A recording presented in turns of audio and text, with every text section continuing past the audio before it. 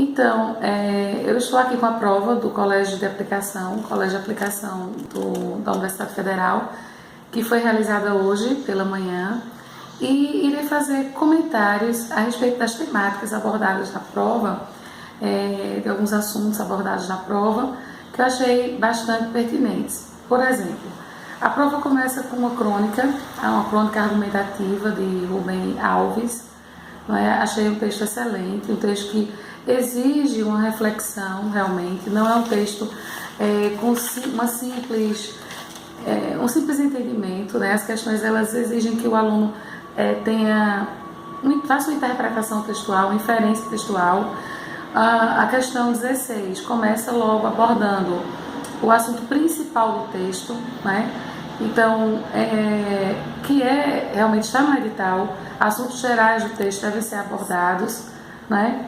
A questão 17 é uma questão que também está para a interpretação, fala sobre a imagem do professor para o cronista. O que é a imagem do professor para o cronista? Não é uma questão de interpretação, porque você deveria perceber nas entrelinhas, né, que ele escolhe um lado, né? No final, depois de ele falar de alguns tipos de professor, ele diz: gosto dessa imagem, é a última que ele sugere, porque ele diz, que ele retrata, né? Ele diz porque ela sugere que o professor não é um portador de saberes a serem transmitidos. O professor, antes de mais nada, é alguém que cuida das crianças. Os saberes vêm depois, como a pedrinha, o barbantinho. Então, ele tem uma posição, né, na imagem do professor. Em seguida, na questão 18, nós temos uma questão de vocabulário, né, perguntando o antônimo da palavra intimidado. Questão muito boa também para o público a que se dirige a prova, né, aos alunos com admissão no 6º ano. É interessante que eles conheçam as palavras dentro de um texto, que eles saibam o vocabulário. Achei uma questão pertinente. A questão 19 pergunta: nós sabemos que uma crônica exige, uma crônica reflexiva, como essa de Rubem Alves, exige a existência, né, de um foco narrativo. Então, nós temos ali a mãe e a criança, e a pergunta da 19 o autor descreve esta cena entre a mãe e a criança, com que objetivo? Então, o objetivo ali era explicar a opinião dele a respeito da imagem do professor, quando ele se posiciona sobre a imagem do professor, né? Achei uma questão muito pertinente, porque ela vai conduzindo o aluno, né? O aluno, se ele entendeu bem a questão 17, ele consequentemente entenderia a 19, né? Daria para fazer a questão tranquilamente. A questão 20ª, a questão de gênero textual, crônica, mais uma vez em concurso, né? Crônica é muito recorrente em concursos. Então ela diz como é caracterizada, como característica típica desse gênero textual, verifica-se que o texto aborda fatos do cotidiano. Sabemos que essa é uma das características assim marcantes, primordiais do gênero crônica. Questão muito boa, não é muito simples. Para quem estudou crônica, não teria nenhum problema, né? Não haveria nenhuma dificuldade. A 21ª, outra questão de vocabulário, onde foi abordada a semântica da palavra dominante. Ele pede a única palavra que não pode substituir dominante, né? Que dá como gabarito a palavra relevante, realmente. Corretíssimo. A questão 22 é uma questão do diminutivo, sobre filhinho, pedrinha e barbantinho, que nós temos, né, a questão do afeto aí sendo destacado na função, na semântica do diminutivo, né? A questão 23 eu achei bem pertinente, porque é um assunto abordado em sala de aula, quando nós preparamos os meninos, né, os alunos concorrentes, candidatos a uma vaga, uma questão de intertextualidade. Então, nós sabemos que o processo de intertextualidade se dá por diversas formas, né? Numa paródia, numa citação, como é a resposta correta, né? Quando o Rubem Alves cita Adélia Prado, ele coloca as palavras dela, né? Inclusive está entre aspas. Então, um aluno atento não perderia essa questão. A questão é excelente. Em seguida, nós temos um segundo texto, né, que traz uma abordagem. A prova foi toda contextualizada na questão do professor, né, a importância, o valor do professor na sociedade e as dificuldades que este vem passando no dia a dia. Então, o texto 2, ele é um texto visual, verbal, que diz assim: um profissional que luta diariamente merece reconhecimento 365 dias por ano. Então, a primeira abordagem, a questão 24, sobre aspectos linguísticos, né, vem perguntando sobre quando ele usa a expressão, não é? Porque tem uma legenda, que a questão coloca toda a legenda na parte inferior do texto 2, aí ele diz a respeito da frase na legenda: professor, nós sabemos o que você faz pela educação e somos gratos todos os dias. É correto afirmar o que sobre isso? Que o pronome você, essa escolha, não é?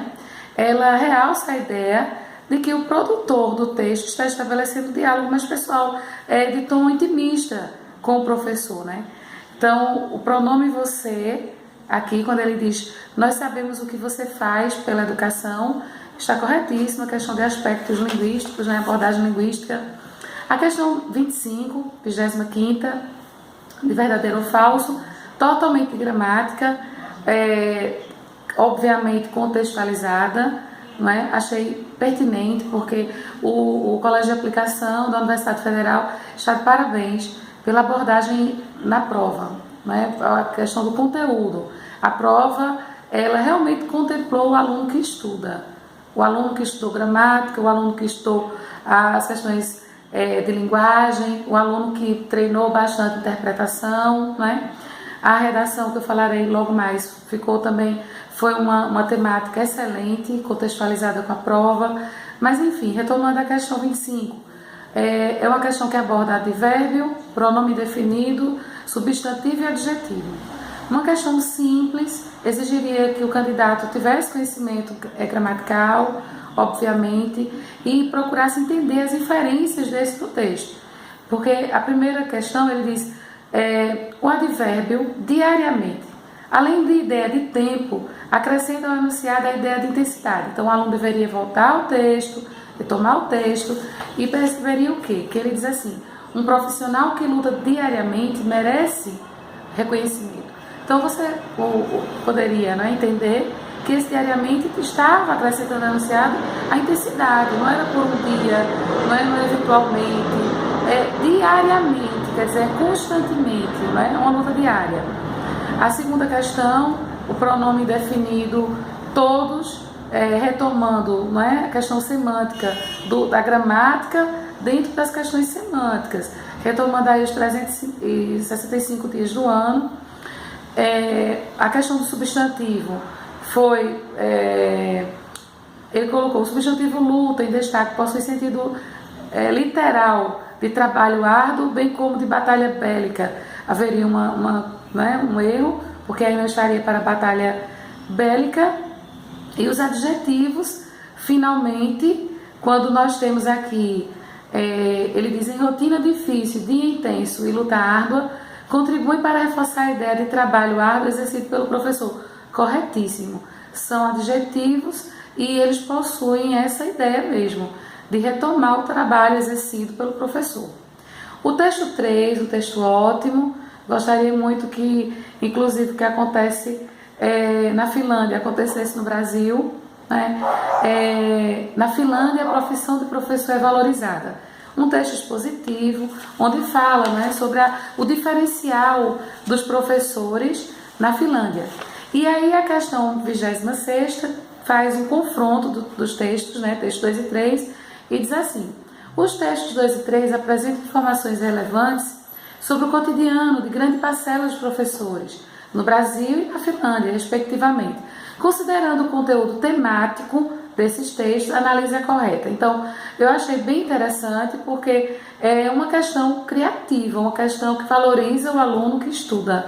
Não é um aluno que se sujeitou a muitas questões de interpretação, um aluno que trabalhou, inclusive, esse tipo de questão, que é de confronto de textos, né? Então, muito boa. A questão 3, a questão 27ª, baseada no texto 3, falando sobre a receita de sucesso, né? Que seria a valorização do professor, do trabalho do professor. Nós sabemos disso porque o título do texto, ele fala, na Finlândia, a profissão de professor é valorizada. Então, essa profissão do professor seria justamente, né, a receita do sucesso, a valorização do professor. O sucesso deles de estarem, né, no ranking da educação é porque eles valorizam o professor, né, e sem dúvida leva a uma posição de destaque na educação. A questão 28ª é uma questão de pontuação. Eu gostei muito, achei fácil, né?